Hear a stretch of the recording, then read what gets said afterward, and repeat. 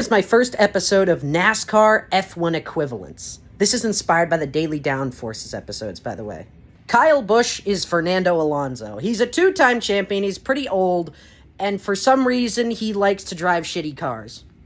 Ricky Stenhouse Jr. is a lot like Esteban Ocon. Both are very solid midfield drivers, but they're predominantly known for the mistakes they make on track.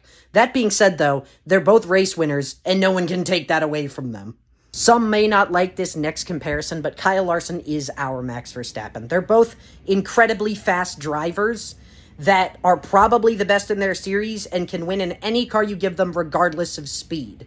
Their driving styles are fairly criticized, but one look at their trophy cabinet and I don't really think they give a shit, to be honest.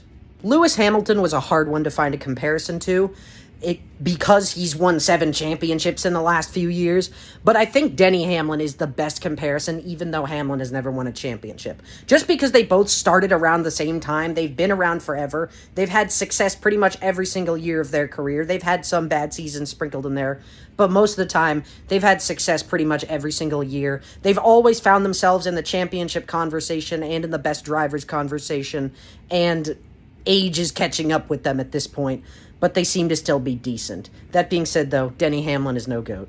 Chase Elliott is a lot like Lando Norris. They're both extremely popular drivers, but often get criticized for that because their fans suck so much. They're also widely criticized because their current performance doesn't match up to their teammates' performance, and a lot of people like to shit on them for that.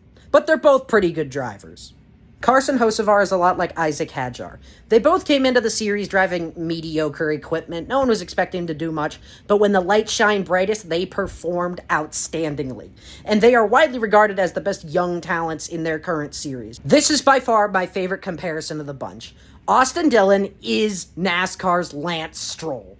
They are both only there because their family is rich, they don't perform that well, and they've been there for so fucking long and people are tired of it. They're not that good. They were okay in junior categories, but they're not that good now, and the only reason they still have that contract is because of how rich their parents are. They're also horribly dislikable people.